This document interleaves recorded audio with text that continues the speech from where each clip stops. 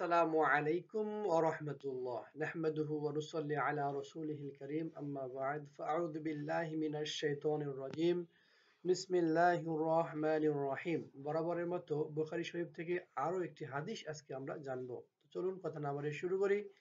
আব্দুল্লাহ ইবনে মাসউদ রাদিয়াল্লাহু তাআলা আনহু থেকে বর্ণিত, তিনি বলেন, নবী করিম সাল্লাল্লাহু আলাইহি ওয়াসাল্লাম বলেছেন, আমার পরে তোমরা অবশ্যই ব্যক্তি স্বার্থকে প্রাধান্য দেওয়ার প্রবণতা লক্ষ্য করবে এবং এমন কিছু বিষয় দেখতে পাবে যা তোমরা পছন্দ করবে না।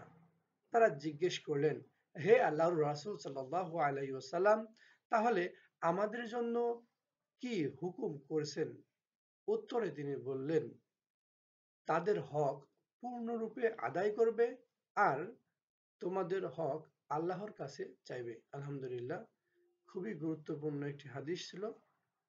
তো সার্বিক যে হকগুলো মানুষ যা কিছু পায়, যে যে বস্তু প্রাণী মানুষ সহ আমরা যে যা কিছু পাই, তাদের হক আমাদের কাছ থেকে যারা যে কিছু পাবে সেগুলো হক আমরা আদায় করব এবং আমাদের হকের জন্য অবশ্যই আল্লাহ রাব্বুল আলামিনের কাছে আমরা চাবো। আল্লাহ রাব্বুল আলামিন আমাদেরকে এই হাদিস থেকে জ্ঞান অর্জন করে বাস্তব জীবনে আমল করার তৌফিক দান করুক। ওমা তৌফিক ইল্লা বিল্লাহ। আসসালামু আলাইকুম ওয়া রাহমাতুল্লাহ।